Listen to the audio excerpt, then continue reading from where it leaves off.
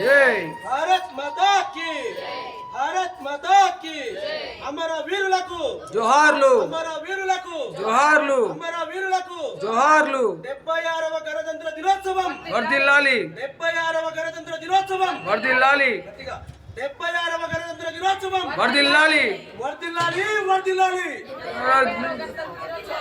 భారత్ మాతా కి జై సభకు నమస్కారం. ఈరోజు మనము ఇచ్చినటువంటి ఈ నినాదంలో మీరు విన్నారు 76వ గణతంత్ర దినోత్సవం వర్ధిల్లాలి. ఓకే, ఈ 76వ గణతంత్ర దినోత్సవాన్ని మనం ఎందుకు జరుపుకుంటున్నాం? మనకు స్వాతంత్ర్యం ఎప్పుడు వచ్చింది? స్వాతంత్ర్యం రాకముందుకు మన దేశాన్ని ఎవరు పరిపాలించారు? ఆ స్వాతంత్రం తెచ్చుకోవడానికి మన ముందు ఉన్నటువంటి అమరవీరులు ఎన్ని రకాల ఇబ్బందులు ఎదురయ్యారు? ఇదంతా మనము చిన్న వయసులో స్కూల్లో ఉన్నప్పటి నుంచే నేర్చుకుంటూ వస్తున్నాం. కాబట్టి దాని గురించి మరలా ప్రత్యేకంగా తెలియపరచకుండా వాళ్ళ యొక్క ఆశలను వాళ్ళ యొక్క ఆశయాలను మదిలో స్మరించుకొని మనకు స్వాతంత్ర్యం వచ్చిన తర్వాత మనము రాజ్యాంగాన్ని నిర్మించుకోవడం జరిగింది. మన రాజ్యాంగం గురించి కూడా 2 మాటల్లో చెప్తాం. ప్రపంచంలోనే అతిపెద్ద లిఖితపూర్వక రాజ్యాంగము. ఈ రాజ్యాంగము చాలా అద్భుతమైన రాజ్యాంగము.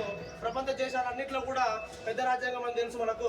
దానికి అందులో ముఖ్య పాత్రగా మన బాబాసాహెబ్ అంబేద్కర్ గారు వహించిన సంగతి కూడా ఈరోజు ఊహ తెలిసిన ప్రతి పిల్లవాడికి బాబాసాహెబ్ అంబేద్కర్ అంటే తెలియకుండా లేరని చెప్పి నేను ఈ సభాముఖంగా తెలియపరుస్తున్నాం. అలాగే ఈ 76వ గణతంత్ర దినోత్సవాన్ని మనం ఏర్పాటు చేసుకున్నాం. మంచిగా ఉంది. గత 15-20 సంవత్సరాల క్రితమే ఒక పాట వచ్చింది అవినీతి మీద. పాడవోయి భారతీయుడా ఆడి పాడవోయి విజయ గీతిక, పాడవోయి భారతీయుడా స్వాతంత్ర్యం వచ్చనని సభలే చేసి సంబరపడగానే సరిపోదోయి, సాధించిన దానికి సంతృప్తిని పొంది అదే విజయం అనుకుంటే పొరపాటోయి, కాంచబోయి నేటి దుస్థితి ఎదిరించబోయి ఈ పరిస్థితి. ఈ పాట వచ్చి 15 సంవత్సరాలు అవుతుంది.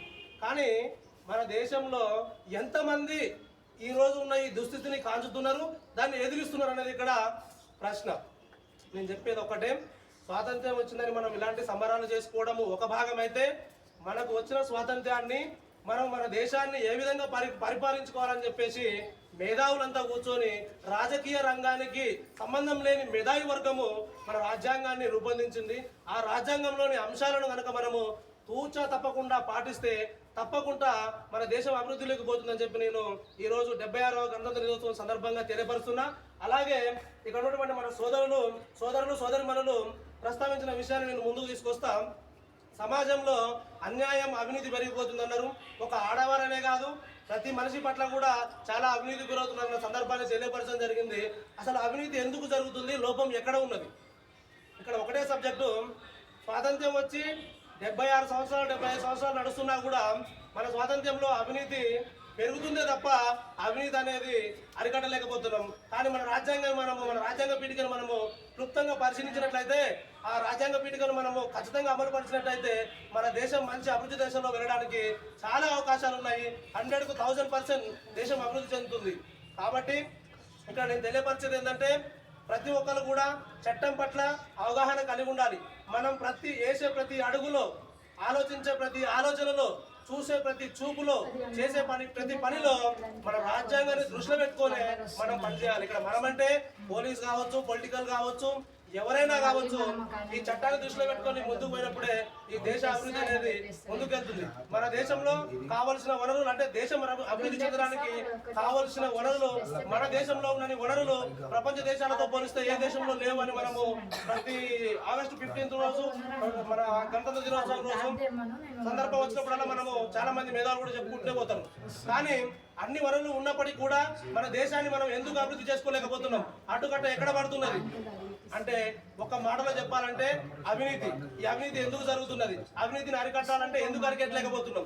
ఇప్పుడు నవే డేస్ మనకు స్వాతంత్ర్యం వచ్చినప్పటి నుంచే ఈ అవినీతి జరగకుండా మన దేశాన్ని పరిపాలిస్తున్నటువంటి దేశాధినేతలు కనుక పటిష్టమైన చర్యలు తీసుకొని ఉంటే ఈ రోజు మన దేశం ఈ దుస్థితికి వచ్చేది కాదు. ఈ దుస్థితి అంటే మన దేశంలోనే ఉంటూ మన నీళ్లు తాగుతూ మన కూడు తింటూ మన బట్టలు కట్టుకొని కూడా ఇతర దేశాలకు సపోర్ట్ చేసే దొంగన కొడుకులు ఎంతమంది మన దేశంలో తెలియరు. మన స్వాతంత్రం వచ్చినప్పటి నుంచి మనం టీవీలల్లా ప్రసార మాధ్యమాలల్లో మనం చూస్తూనే ఉంటాం. ఈ దేశానికి ద్రోహం చేసే ఇలాంటి దొంగన కొడుకుల భరతం పడుతూ ఇక ముందు అలాంటి వాళ్ళు తయారు కాకుండా ఉండాలంటే నేను చెప్పేది అంటే దేశాన్ని పరిపాలించే వారికి ఈ దేశాన్ని అభివృద్ధి చేయడం ఒక్కరోజు ఒక సంవత్సరము 25 సంవత్సరాలు 10 సంవత్సరాలు 20 సంవత్సరాలు అయ్యే పని కాదు. స్వాతంత్ర్యం వచ్చి మనకు 75 సంవత్సరాలు అయింది. 75 సంవత్సరాలలో సంవత్సరానికి కొంచెం అవినీతి ఈ రోజు మనం ఇట్లా చూస్తే మనకు కనపడినంత ఎత్తులోకి వెళ్ళిపోయిందని చెప్పి మనము తెలుసుకోవచ్చు. అలాంటి అవినీతిని మళ్ళీ మనం అవినీతి జరగకుండా కింది స్థాయికి తీసుకొచ్చి దేశ పరిస్థితి అవినీతి రహిత దేశంగా చూడాలంటే కూడా మరలా కూడా మనము ఒక 70 సంవత్సరాలు మనం పోరాడవలసి ఉంటుంది. యూత్ కు ముఖ్యంగా తరగతి గది నుంచే ఈ యొక్క అవేర్నెస్ ని ఇస్తూ ఈనాటి బాలలే రేపటి భారత పౌరులు, ఈనాటి బాలల నుంచే రేపు ఈనాటి బాలలనే ఒక ఎమ్మెల్యే ఉంటాడు, ఒక మినిస్టర్ ఉంటాడు, ఒక పిఎం ఉంటాడు, ఒక సీఎం ఉంటాడు, ఒక మేధావి ఉంటాడు, ఒక అడ్వకేట్ ఉంటాడు, ఒక జడ్జి ఉంటాడు. ఈ దేశ వ్యవస్థని అభివృద్ధి చేయడానికి, ఈ దేశ వ్యవస్థను నడిపించడానికి కావాల్సిన వ్యక్తులంతా కూడా ఆ స్థాయి నుంచి వచ్చిన వాళ్ళనే ఉంటారే కనుక ఆ స్థాయి నుంచే అవేర్నెస్ ఇవ్వడం కనుక మనం మొదలు పెడితే తప్పకుండా ముందు తరాలకు మనం చూడకపోయినా కూడా స్వచ్ఛమైన భారతదేశాన్ని, మంచి అవినీతి రహిత భారతదేశాన్ని ముందు తరాలకు మనం అందించిన వాళ్ళం అవుతామని చెప్పి ఈ సందర్భంగా నేను తెలియపరుస్తూ ముఖ్యంగా కేంద్ర రాష్ట్ర ప్రభుత్వాలకు నేను తెలియపరిచేది ఏంటంటే అవేర్నెస్ మీద ఎక్కువ దృష్టిని పెట్టండి. విద్యార్థి దశ నుంచే అవేర్నెస్ ఇచ్చుకుంటూ పోతే వాళ్ళు వయోజనులయ్యి ఓటు హక్కు వచ్చే వరకు వాళ్ళకు ఒక ధర్మము, నీతి, నిజాయితీ, మానవత్వం అనే అంశాలు ఇముడుకు పోయి తర్వాత తదనంతరం వాళ్ళకు పుట్టిన సంతానం కూడా అదే పద్ధతులతో పెరగడం జరుగుతుంది. ఆ విధంగా దేశ సంతతి మొత్తము మంచి భవిష్యత్తు గల దేశ సంతతిగా మారుతుంది. అప్పుడు మాత్రమే మనం ఈ అవినీతిని అరికట్టడం జరుగుతుంది. కాబట్టి అవేర్నెస్ అనేది ఇంపార్టెంట్. కేంద్ర రాష్ట్ర ప్రభుత్వాలు ఈ అవేర్నెస్ మీద దృష్టి పెట్టి ఈ అవేర్నెస్ కు సంబంధించిన ప్రోగ్రామ్స్ ని కండక్ట్ చేస్తూ ఏ వ్యవస్థకు, ఏ ఇండస్ట్రియల్ కు అందించని ఫండుని కేంద్రం నుంచి కానీ రాష్ట్రం నుంచి కానీ ఈ అవేర్నెస్ ప్రోగ్రాంలకు ఫండుని కేటాయించి అవేర్నెస్ ప్రోగ్రాంలు భారీ ఎత్తున జరిపించాలని చెప్పి నేను ఈ రోజు గణతంత్ర దినోత్సవం సందర్భంగా కేంద్ర ప్రభుత్వాలను, రాష్ట్ర ప్రభుత్వాలను డిమాండ్ చేస్తున్నా. థ్యాంక్ యూ, ధన్యవాదాలు.